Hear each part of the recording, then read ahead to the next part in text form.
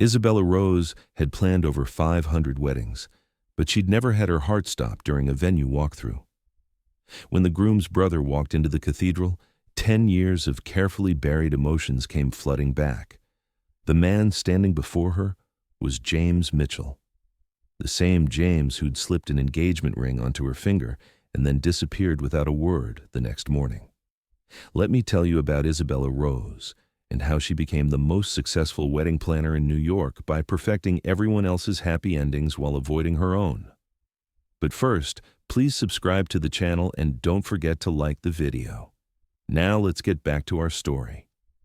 At 32, Isabella was the kind of woman who could turn any space into a fairy tale.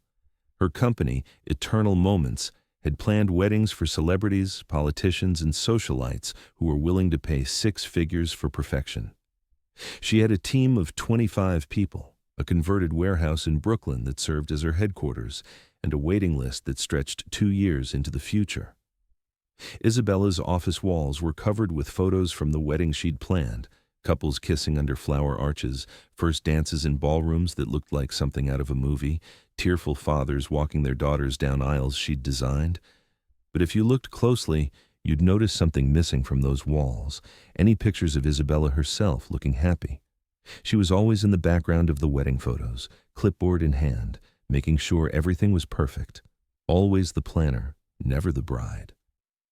Isabella, the Patterson wedding needs final approval on the floral arrangements, her assistant Madison would say, rushing into the office with arms full of fabric samples and vendor contracts.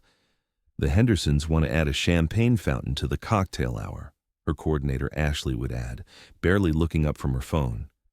And Mrs. Vanderbilt is threatening to fire the string quartet unless they learn to play My Heart Will Go On for her daughter's processional, Madison would finish with an exasperated sigh. Isabella handled it all with the kind of calm efficiency that had made her reputation. She'd learned long ago that other people's emotions were manageable. It was your own that could destroy you. The truth was, Isabella had gotten into wedding planning for the worst possible reason. She'd needed something to do with the dress, the venue deposit, and the completely planned wedding that never happened. 10 years ago, Isabella had been a completely different person. Isabella Martinez back then, a graphic design student at Columbia who was head over heels in love with James Mitchell, a pre-med student who made her believe in happily ever after. They'd met during her junior year at a coffee shop near campus. Isabella had been working on a design project, spread out over 3 tables with sketches and color swatches everywhere, when this guy with dark hair and the most incredible green eyes had asked if he could share her table. "You look like you're planning to take over the world," he'd said, gesturing to her organized chaos. "Just designing a better one," Isabella had replied, and James had laughed like she'd said the funniest thing in the world. They'd talked for 4 hours that day, about art and medicine, about their dreams and fears, about everything and nothing. By the time the coffee shop closed, Isabella knew she was in trouble.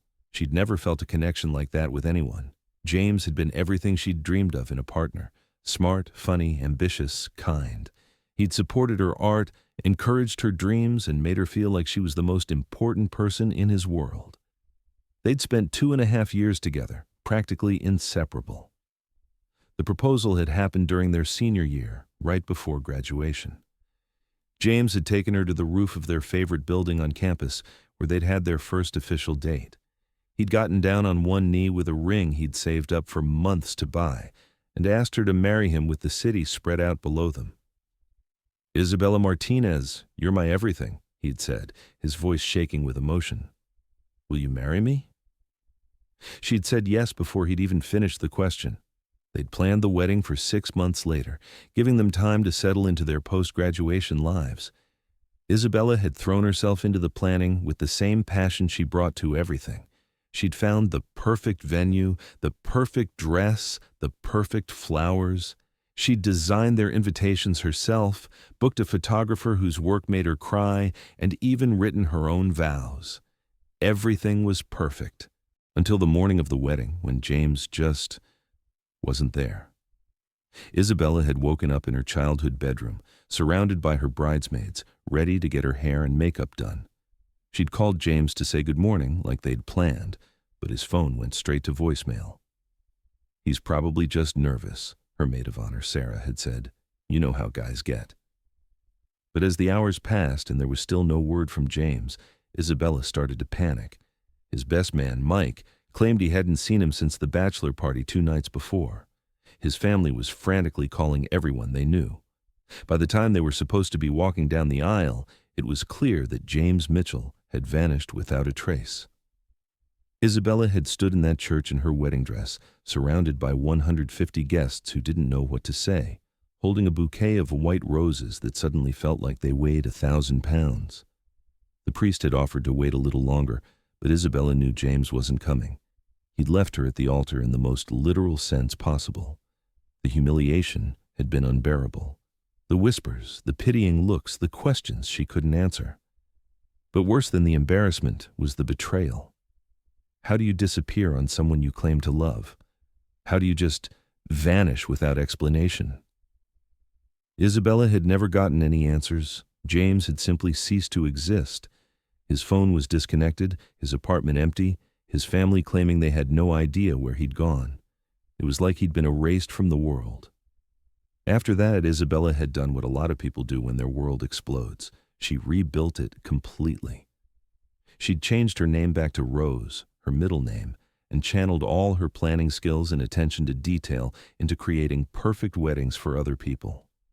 If she couldn't have her own happy ending, at least she could make sure other people got theirs. The call came on a Tuesday morning in October, when Isabella was reviewing vendor contracts and trying to manage 3 different bridezillas simultaneously. Eternal moments. This is Madison. Isabella could hear her assistant's professional voice from across the office, the same tone she used for all potential high-end clients. "Of course, Mrs. Mitchell. Isabella will absolutely want to speak with you personally." "Yes, ma'am. The Mitchell family reputation speaks for itself." "One moment, please." Madison put the call on hold and hurried over to Isabella's desk, practically vibrating with excitement. "Isabella, you're going to want to take this call. Margaret Mitchell, as in Mitchell Hotels, as in the Mitchell family that owns half of Manhattan real estate." Isabella looked up from her contracts. The Mitchell name was familiar. Their hotels were legendary, and their family had been New York royalty for generations. This was exactly the kind of high-profile client that could elevate eternal moments to the next level. "What's the event?" "Her son's wedding. David Mitchell, he's marrying some tech entrepreneur named Sophia Chen. Mrs. Mitchell wants the best, money is no object, and they want to book for next spring." Isabella nodded and picked up the phone. "Mrs. Mitchell? This is Isabella Rose." "Miss Rose, I've heard wonderful things about your work. We need to discuss my son David's wedding. It needs to be absolutely perfect, the event of the season. I'd be honored to help you create that perfect day. When would you like to meet?" "Tomorrow, if possible, at the venue. We've already secured St. Patrick's Cathedral for the ceremony, and the reception will be at our family estate in the Hamptons. David and Sophia will be there, along with my other son James, who's serving as best man." Isabella's pen stopped moving. The name hit her like a physical blow, but she forced herself to stay professional. James was a common name. It couldn't possibly be. "That sounds perfect. Shall we say 2 p.m.? "Excellent. I look forward to meeting you, Miss Rose. David's wedding needs to be flawless, and I've been told you're the only planner in the city who can guarantee that." Isabella hung up the phone and stared at her notes. James Mitchell. Best man. It couldn't be the same James. Her James's last name had been Mitchell too, but it was a common name. Lots of people were named James Mitchell, but something cold and familiar was settling in her stomach, the same feeling she'd had the morning of her wedding when she'd realized something was terribly wrong. "Isabella? You okay?" Madison was looking at her with concern. "You look like you've seen a ghost." "I'm fine," Isabella lied. "Just thinking about the logistics. The Mitchell wedding is going to be massive." She spent the rest of the day trying to convince herself it was just a coincidence. Her James had been pre-med, not part of a hotel empire. Her James had been from a middle-class family in New Jersey, not Manhattan royalty. There was no way it could be the same person. But that night, she did something she hadn't done in years. She Googled James Mitchell, New York. The search results made her blood turn to ice. There he was, in a photo from a charity gala last year. Older, more polished, wearing a tuxedo that probably cost more than most people's rent, but it was definitely him. The same green eyes, the same smile, the same face that had haunted her dreams for 10 years. Dr. James Mitchell, the caption read, cardiothoracic surgeon at Mount Sinai, heir to the Mitchell Hotel fortune. Isabella stared at the screen, her hands shaking. James hadn't just disappeared. He'd gone back to his real life. A life that apparently included a medical degree, a successful career, and a family fortune he'd never mentioned, which meant everything about their relationship had been a lie. Isabella barely slept that night. She kept staring at the ceiling, trying to figure out how to handle seeing James again. Should she cancel the meeting, pretend she didn't know him, confront him about what he'd done? By morning, she'd made her decision. She was a professional, and this was business. She'd planned weddings for ex-boyfriends' friends before. This was just more complicated. She could handle seeing James for a few hours if it meant landing the biggest client of her career. She chose her outfit carefully, a navy blue dress that made her look successful and confident, heels that gave her an extra 3 inches of height, and her lucky pearl earrings. War paint, her assistant Madison called it. St. Patrick's Cathedral was breathtaking, as always.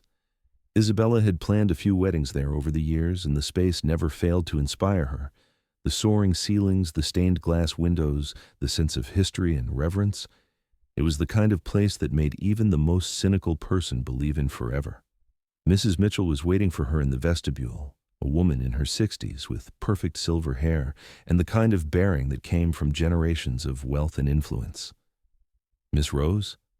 I'm Margaret Mitchell. Thank you so much for meeting us here." "It's my pleasure, Mrs. Mitchell. This is such a beautiful space for a wedding." "Yes, David and Sophia fell in love with it immediately. They should be here any moment along with James." Isabella's heart started racing at the mention of his name, but she kept her expression neutral. "I'm looking forward to meeting them."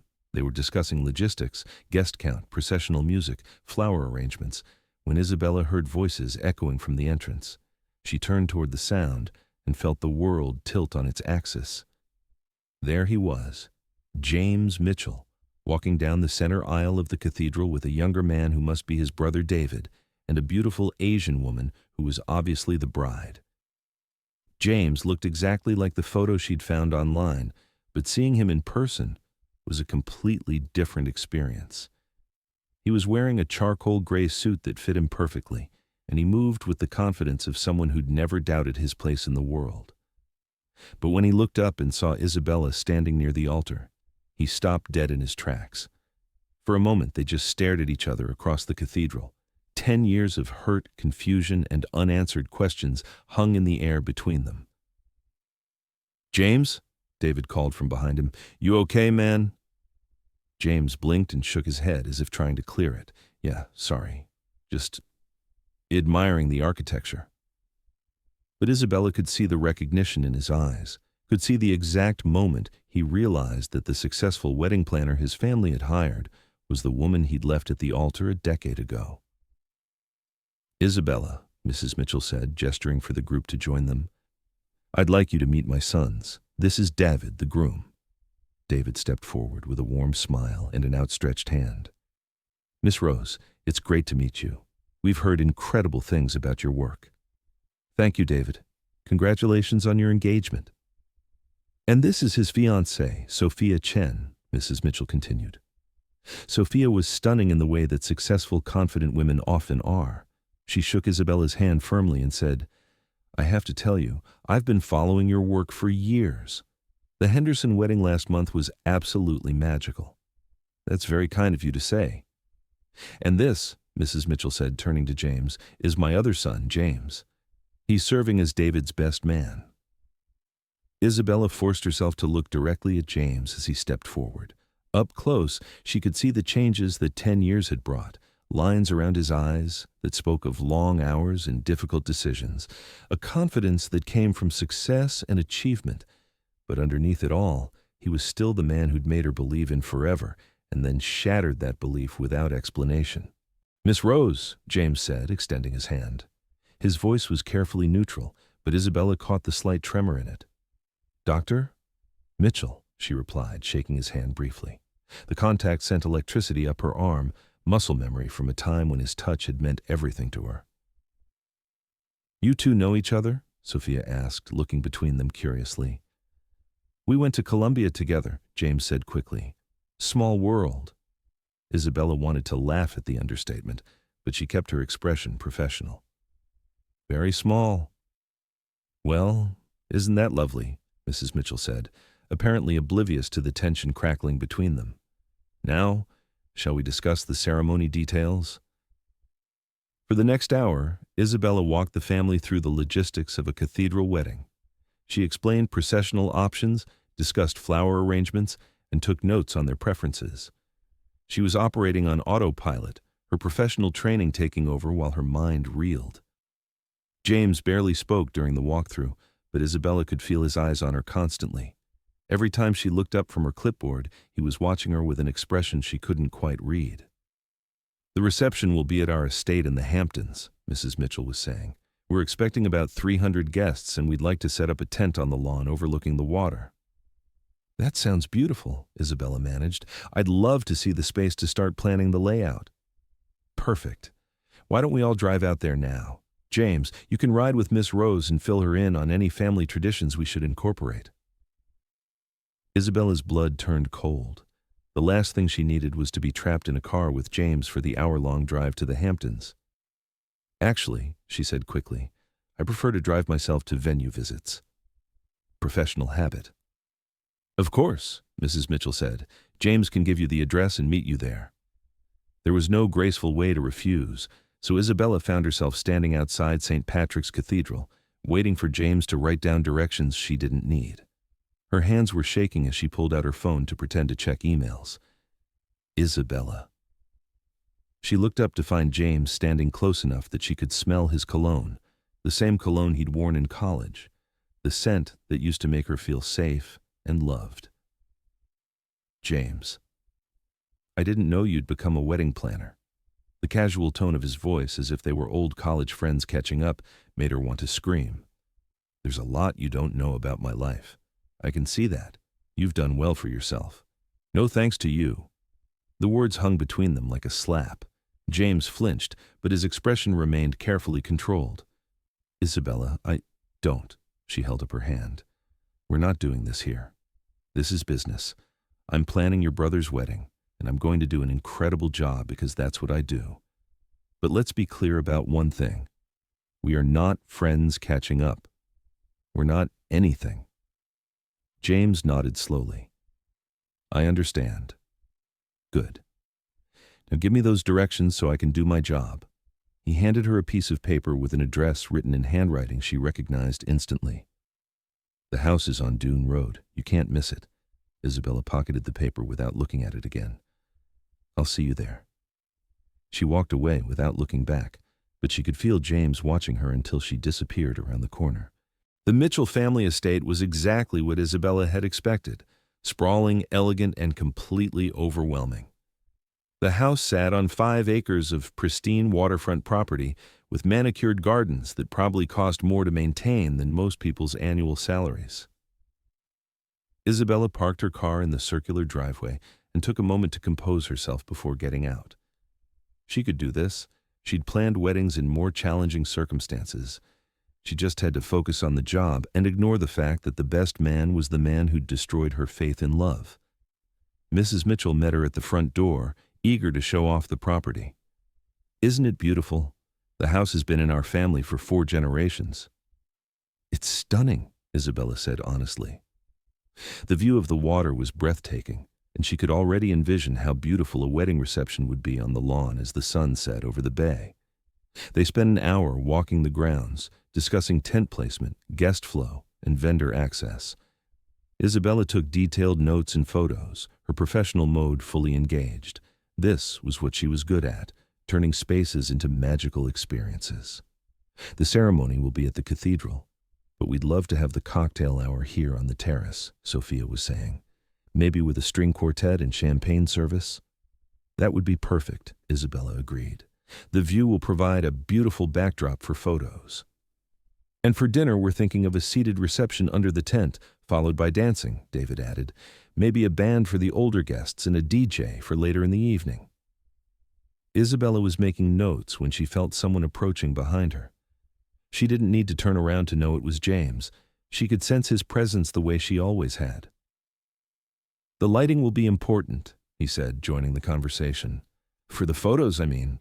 Sophia's a perfectionist about that kind of thing." "I work with the best lighting designers in the city," Isabella replied without looking at him. "Everything will be photographed beautifully." "Of course, I didn't mean to imply—" "James, why don't you show Miss Rose the garden?" Mrs. Mitchell interrupted. "She might want to incorporate some of our roses into the arrangements." Isabella wanted to refuse, but declining would seem unprofessional. "That would be helpful." James led her away from the group, down a stone path toward an elaborate rose garden. They walked in silence for several minutes, the tension between them growing with every step. "They're beautiful," Isabella said finally, stopping to admire a bush of white roses that reminded her painfully of her own wedding bouquet. "My mother's pride and joy. She's been working on this garden for 20 years. More silence. Isabella focused on taking photos of the flowers, trying to ignore the man standing next to her. "Isabella, we need to talk." "No, we don't." "Yes, we do. This is obviously awkward for both of us, and if we're going to get through planning this wedding, I can handle planning your brother's wedding just fine." Isabella turned to face him, her professional mask firmly in place. "I've worked with difficult situations before." "Difficult situations?" James looked hurt. "Is that what I am?" "I don't know what you are, James. I stopped trying to figure that out 10 years ago. I never meant for things to end the way they did." Isabella laughed bitterly. "End? Things didn't end, James. You just vanished. There's a difference. I know you're angry." "Angry?" Isabella's voice rose despite her efforts to stay calm. "You think I'm angry? James, you left me at the altar, in front of my family, my friends, everyone I cared about. You humiliated me in the worst possible way, and then disappeared like I never existed. Angry doesn't begin to cover what I felt." "Isabella, please, let me explain." "Explain what? How you lied to me about who you were. How you let me plan a wedding you never intended to go through with. How you made me believe you loved me when apparently it was all just some kind of game." James looked stricken. "It wasn't a game. I did love you. I do love you." The words hit Isabella like a physical blow. "Don't you dare say that to me. It's true. If you loved me, you wouldn't have left. If you loved me, you would have talked to me about whatever was going on. If you loved me, you wouldn't have let me stand in that church in my wedding dress, wondering what I'd done wrong. You didn't do anything wrong. It was me. It was all me. Then why?" The question came out as a whisper, 10 years of pain finally finding its voice. "Why did you leave?" James was quiet for a long moment, staring at the roses as if they held the answers. When he finally spoke, his voice was barely audible. "Because I was a coward." Isabella stared at James, waiting for him to elaborate. When he didn't, she prompted him. "That's it? You were a coward? That's your explanation for destroying my life?"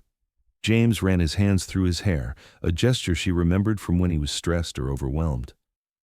"It's more complicated than that." "Then explain it to me. I've been waiting 10 years for an explanation." James looked around the garden, as if checking to make sure they were alone. "The night before the wedding, my father came to see me." Isabella frowned. "Your father?" "James, you told me your father died when you were in high school." I lied. The admission came out flat and emotionless. "He didn't die. He left my mother when I was 15, and I was so angry about it that I told everyone he was dead. It was easier than explaining that he'd abandoned us." Isabella felt like she was hearing about a stranger. "You lied to me about your father being alive?" "I lied about a lot of things." James sat down heavily on a nearby bench. "Isabella, the person you fell in love with wasn't real. James Mitchell, the pre-med student from New Jersey, was a character I created, because I was ashamed of who I really was, who you really were. The heir to a hotel fortune, someone who'd never had to work for anything, never had to struggle, never had to prove himself. I wanted to know what it felt like to be loved for who I was, not what I could provide. Isabella sat down on the opposite end of the bench, trying to process what she was hearing. So you... what? Pretended to be poor. I pretended to be normal. I lived in that crappy apartment and worked those part-time jobs and ate ramen for dinner because I wanted to experience what real life was like. And when I met you... He paused, looking at her with eyes full of regret. When I met you, I fell in love with the person I was when I was with you. But it was all a lie. My feelings for you weren't a lie. The way you made me feel wasn't a lie. But yeah, everything else was. Isabella felt sick. How long were you planning to keep lying to me? I wasn't. I was going to tell you the truth after we graduated. I had this whole plan. I was going to explain everything, introduce you to my real family, show you that I could give you an amazing life. So what changed? James was quiet for so long that Isabella thought he wasn't going to answer. When he finally spoke, his voice was filled with shame. My father showed up the night before our wedding. Somehow he'd found out what I was doing, who I was marrying.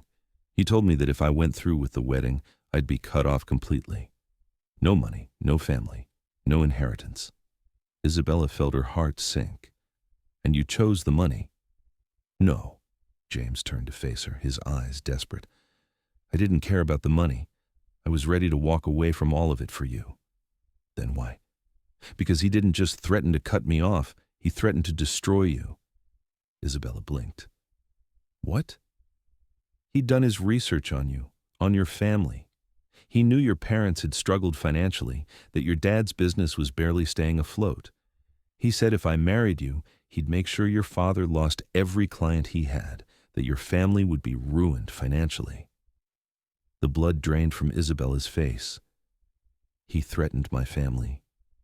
He had the power to do it too. The Mitchell name carries a lot of weight in the city.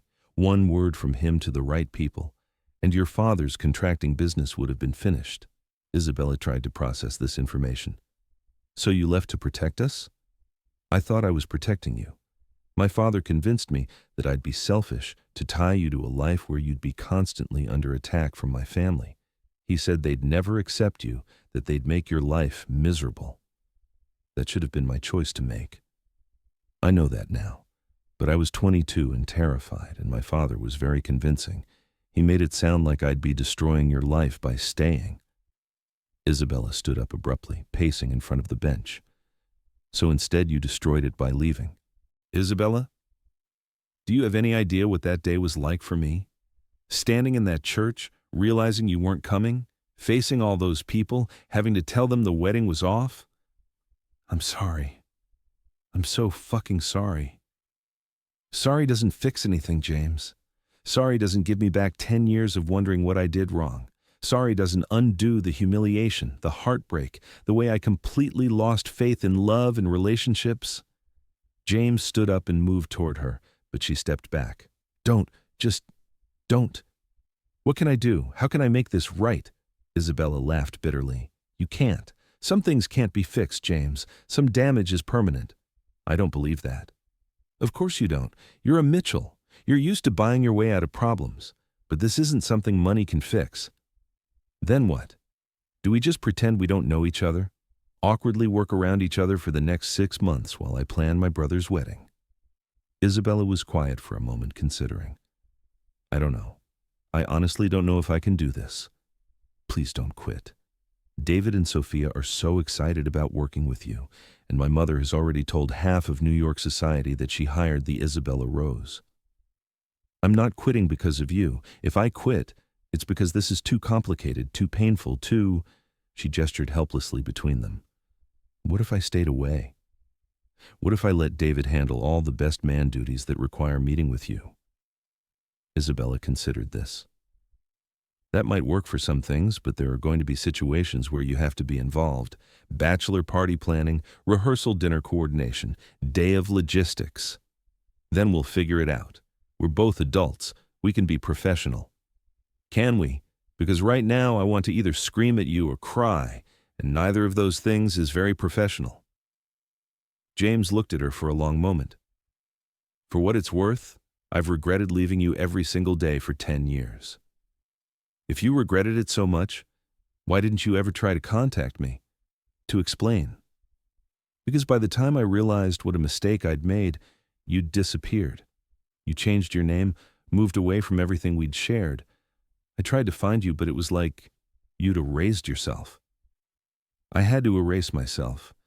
Isabella Martinez was the girl who got left at the altar. Isabella Rose is the woman who builds other people's happy endings. And now? Isabella looked at him, really looked at him for the first time since he'd walked into the cathedral. He was older, more polished, but she could still see traces of the boy she'd fallen in love with. The vulnerability in his eyes, the way he held his shoulders when he was nervous, the habit of running his hands through his hair when he was stressed. Now I don't know who I am anymore. Over the following weeks, Isabella threw herself into planning the Mitchell wedding with an intensity that bordered on obsession. If she was going to do this job, she was going to do it perfectly. No detail would be overlooked, no element would be less than flawless.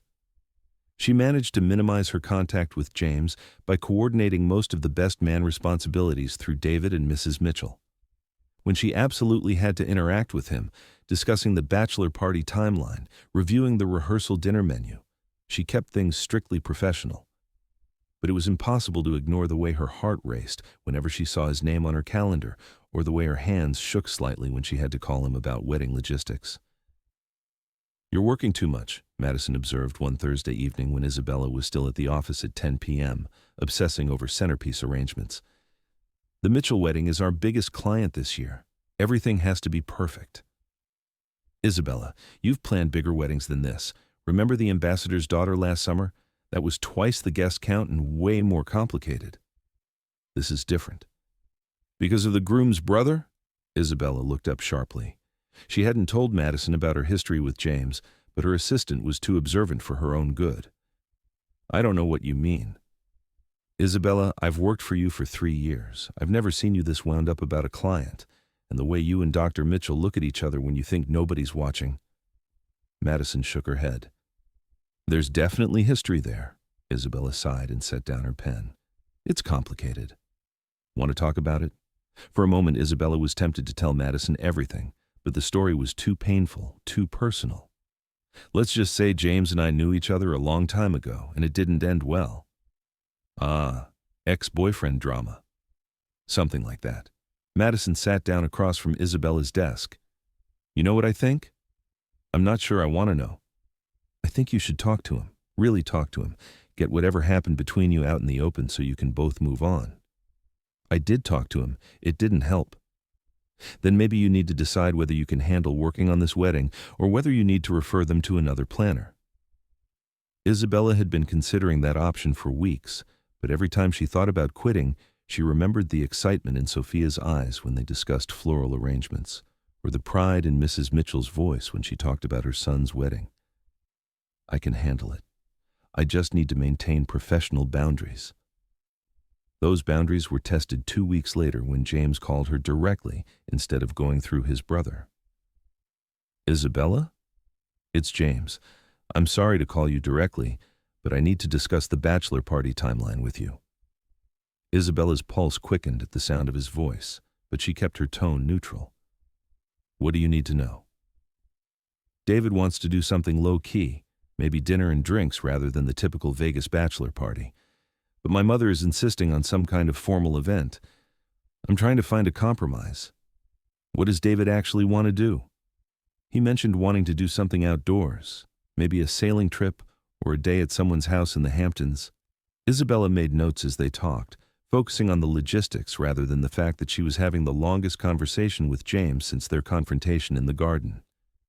"I can coordinate with a few sailing companies that do private charters," she said. "Or if he wants something more casual, we could arrange a private dinner at a restaurant with outdoor seating." "That sounds perfect. David will love either option." There was a pause in the conversation, and Isabella could hear traffic noise in the background. "Are you driving?" "Walking, actually. I just finished a surgery and I'm heading home." The casual intimacy of the statement caught Isabella off guard. For a moment, it felt like they were just two people having a normal conversation rather than exes navigating a professional relationship. "Long day?" 14 hours, but the patient is going to be fine, so it's worth it. Isabella found herself curious despite herself. "Do you like it? Surgery?" "I love it. It's what I always wanted to do, even back in college. The ability to literally save someone's life, to fix something that's broken."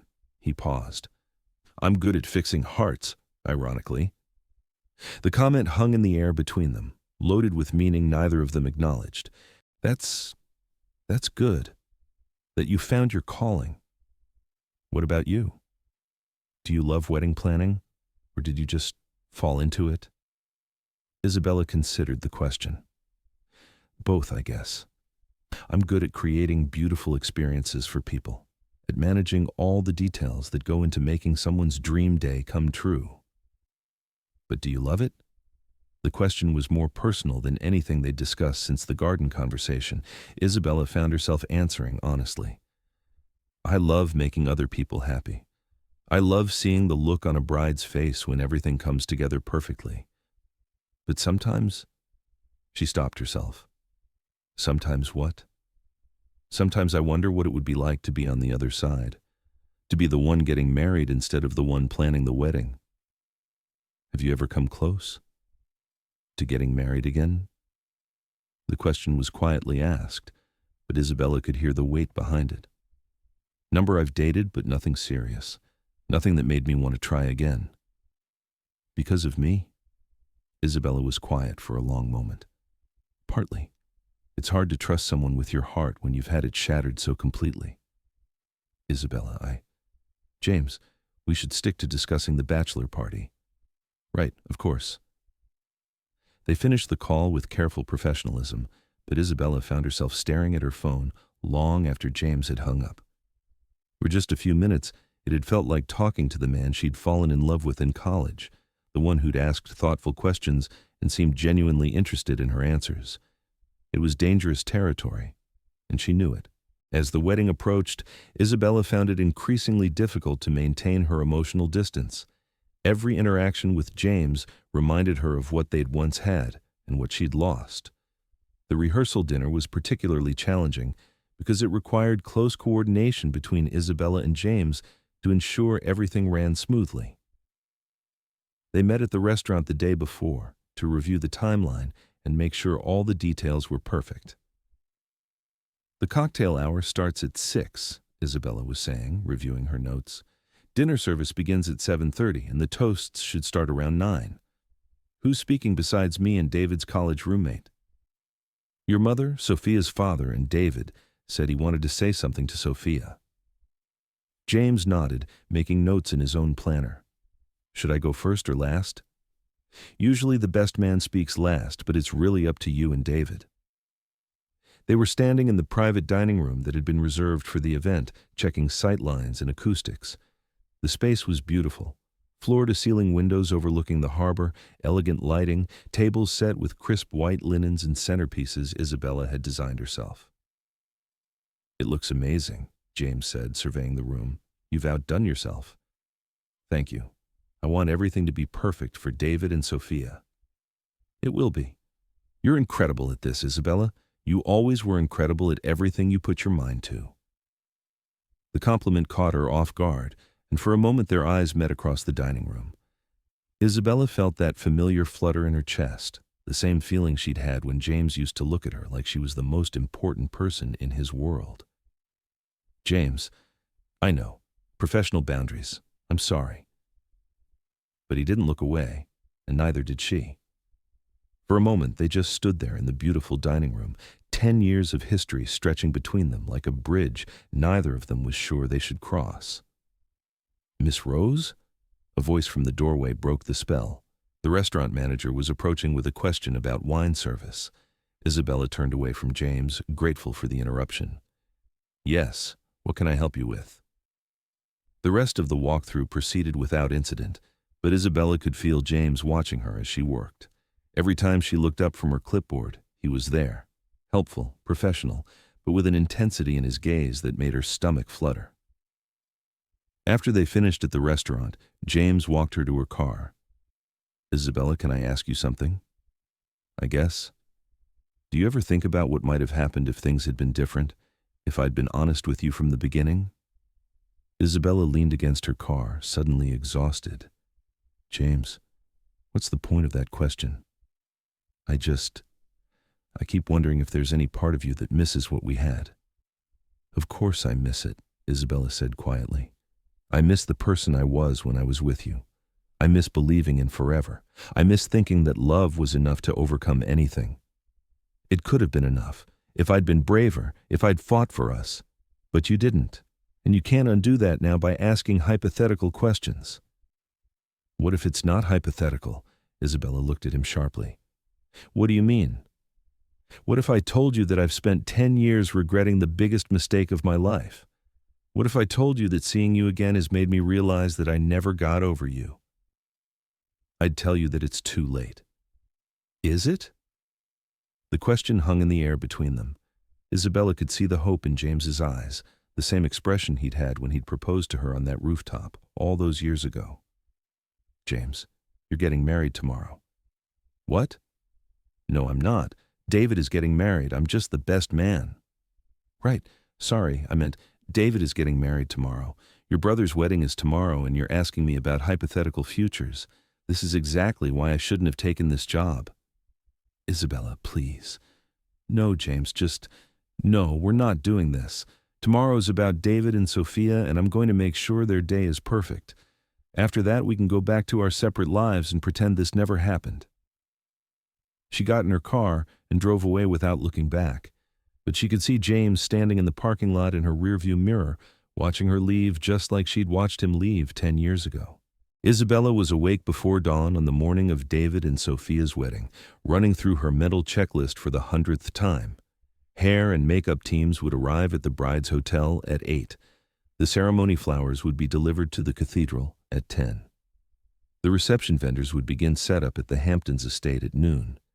Everything was planned down to the minute, but Isabella still felt anxious in a way that had nothing to do with logistics. She dressed carefully in her standard wedding day outfit, a black dress that was elegant but not attention-grabbing, comfortable heels she could wear for 16 hours straight, and her lucky pearl earrings. She pulled her hair back in a sleek bun and applied minimal makeup. She needed to look professional and fade into the background. The morning proceeded flawlessly. Sophia was radiant as she got ready, surrounded by her bridesmaids and family. The cathedral looked stunning, with white roses and peonies creating an aisle that looked like something out of a fairy tale. The groom and groomsmen were properly dressed and on time. Isabella coordinated everything from behind the scenes, speaking into her headset to direct vendors and coordinate timing. This was what she was good at, managing chaos to create perfection. But as the ceremony began, and she watched from the back of the cathedral, Isabella found her eyes drawn to James more than was professional. He looked handsome in his tuxedo, standing at the altar beside his brother with a smile that seemed genuine but somehow sad. When David and Sophia exchanged vows, promising to love each other through good times and bad, for richer or poorer, in sickness and in health, Isabella felt tears pricking her eyes. These were the same vows she and James had written for each other 10 years ago, the same promises they'd never gotten to make. After the ceremony, as guests made their way to cars for the drive to the Hamptons, James approached Isabella. Everything was perfect, he said. The flowers, the music, the timing. David and Sophia couldn't have asked for a better ceremony. "Thank you. The reception will be just as beautiful." "Isabella, about last night." "James, please, not today. Today is about your brother." He nodded, but she could see he had more to say. "You're right, but after today, after all of this is over, I'd like to talk to you. Really talk, without deadlines or professional obligations getting in the way." Isabella looked at him for a long moment. "I don't think that's a good idea." "Why not?" "Because I've spent 10 years learning how to live without you. I've built a life, a career, a version of myself that doesn't depend on you or anyone else. And seeing you again, working with you, It's making me remember things I worked very hard to forget. What kind of things? How it felt to be loved by you, how it felt to believe in forever, how it felt to think I'd found my person. James stepped closer. Isabella. But I also remember how it felt to lose all of that in a single morning, how it felt to question everything I thought I knew about myself and about love. I can't go through that again, James. I won't. What if you didn't have to? What if this time was different? There is no this time. There's just today, and after today, we go back to our separate lives. Before James could respond, Isabella's headset crackled with a question from the catering manager. She turned away to handle the issue, effectively ending their conversation. The reception was everything Isabella had envisioned. The tent overlooked the water, with tables set with crystal and silver that caught the light from hundreds of candles. The band played perfectly, the food was exquisite, and David and Sophia looked blissfully happy as they celebrated with their family and friends. Isabella watched from the edges of the tent, coordinating with vendors and solving minor problems as they arose. She saw James giving his toast as best man, speaking movingly about love, commitment, and the importance of fighting for the people who matter most. She saw him dancing with his mother, with Sophia, with various guests who wanted to dance with the handsome doctor. But she also caught him looking for her throughout the evening, his eyes scanning the crowd as if he was trying to find her face among the guests. As the evening wound down and the last guest departed, Isabella supervised the breakdown and cleanup. It was nearly 2 a.m. by the time everything was packed up and the vendors had left. She was walking to her car, exhausted but satisfied with a job well done, when she heard footsteps behind her. Isabella, wait. She turned to find James jogging toward her across the lawn, his bow tie undone and his jacket slung over his shoulder. James, it's late. I need to get back to the city. I know, but I couldn't let you leave without saying this. Isabella sighed. What? I love you. I never stopped loving you, and I know that's not fair, and I know it's 10 years too late, but I needed you to know. The words hit Isabella like a physical blow. She'd dreamed of hearing them for years, but now that he'd said them, she felt empty rather than elated. James, I know you think it's too late, and maybe you're right, but seeing you again, working with you, remembering what we had, I can't pretend I don't feel it. Feel what? Like you're still my person, like we're still supposed to be together. Isabella closed her eyes, fighting back tears. But we're not together, James. We haven't been together for 10 years. You made that choice. I made the wrong choice. I was young and scared, and I let my father manipulate me into thinking I was protecting you. But I should have fought for us. I should have chosen love over fear. But you didn't. No, I didn't. And I've regretted it every day since. Isabella opened her eyes and looked at him. Really looked at him. She could see the sincerity in his expression, the pain that matched her own, the love that had never really gone away despite everything that had happened. James, even if I believed you, even if I could forgive you for what you did, how do I know you wouldn't do it again? How do I know that the next time things get difficult, you won't just disappear? Because I'm not the same person I was 10 years ago. Because I've learned that nothing matters more than the people you love. Because I'd rather fight the whole world than lose you again. Pretty words, Isabella said sadly, but that's all they are. Words. Then let me prove it. Give me a chance to show you that I've changed, that I can be the man you deserve. Isabella shook her head. I can't, James. I can't open myself up to that kind of hurt again. I'm sorry. She got in her car and drove away, leaving James standing alone in the driveway of his family's estate, just like she'd left him standing in the restaurant parking lot the night before. But this time, she didn't look back. Isabella was in her office reviewing proposals for an upcoming wedding expo when Madison knocked on her door. There's someone here to see you, Madison said, her expression unreadable. Do I have an appointment I forgot about? No, but I think you'll want to see him. Isabella frowned, but gestured for Madison to send the visitor in. She looked up from her laptop to find James standing in her doorway, holding a small wrapped package. Hello, Isabella? James? What are you doing here? I brought you something. He stepped into the office and set the package on her desk. "It's not much, but I thought you should have it." Isabella looked at the package suspiciously. "What is it?" "Open it." Reluctantly, Isabella unwrapped the package to find a small velvet box. Inside was the engagement ring James had given her 10 years ago, the ring she'd returned to his apartment after he'd disappeared. "Why are you giving this to me?" "Because it was always yours. Because I kept it all these years hoping someday I'd have the chance to put it back on your finger." Isabella stared at the ring, remembering the night he'd proposed, remembering how happy and hopeful she'd felt. "James, I'm not asking you to put it on," he said quickly. "I'm not asking you to take me back or give me another chance. I just wanted you to have it because it represents the best time of my life, and that time was with you." Isabella closed the box and set it on her desk. "You can't just show up here with grand gestures and expect—" "I'm not expecting anything. I just wanted to see you one more time, to thank you for the beautiful wedding you planned for David and Sophia, and to tell you that I hope you find someone who deserves you." "Someone who deserves me?" "Someone who won't be too much of a coward to fight for you. Someone who'll choose you over everything else, every single time."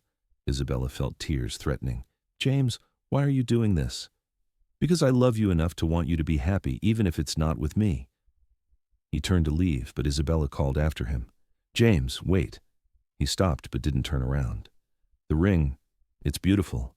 It was always beautiful. You were beautiful wearing it. What if—" Isabella took a deep breath. "What if we started over? Not picking up where we left off, but starting completely fresh, getting to know each other as the people we are now, not the people we were in college." James turned around slowly, hope dawning in his eyes. "Are you serious?" "I'm terrified, but I'm also tired of letting fear make my decisions for me." What would starting over look like? Isabella thought for a moment. Maybe coffee? Like two people who just met and are curious about each other. James smiled, the first real smile she'd seen from him since he'd walked into the cathedral months ago. "I'd like that. I'd like that very much." "I'm not promising anything beyond coffee," Isabella warned. "I'm not ready to put the ring back on or trust you with my heart again, but maybe I'm ready to see if there's still something worth fighting for." "Coffee is perfect," James said. "When?" "Saturday afternoon? That little place near Columbia where we first met?" "I'll be there." After James left, Isabella sat in her office staring at the velvet box. She didn't know if she was making the right choice or setting herself up for more heartbreak. But for the first time in 10 years, she was willing to find out. Sometimes love deserved a second chance. Sometimes people really could change. And sometimes the best thing you could do was take a leap of faith and hope someone would catch you. Isabella opened the velvet box one more time, looking at the ring that represented both her greatest happiness and her deepest pain. Then she closed it and put it in her desk drawer. Maybe someday she'd be ready to wear it again. But for now, coffee was enough. For now, hope was enough. Sometimes the greatest love stories aren't about perfect timing or perfect people. Sometimes they're about second chances, forgiveness, and the courage to believe that love can survive even the deepest wounds. Isabella and James lost 10 years to fear, pride, and misunderstanding. But sometimes love is patient enough to wait, strong enough to endure, and hopeful enough to try again. What do you think about their story? Can love really survive a betrayal like James's? Is Isabella brave or foolish to give him another chance? Share your thoughts in the comments below. Thank you very much for listening. Please let us know what you think of this story in the comments. Don't forget to like the video and subscribe to the channel. Turn on notifications so you don't miss any other videos.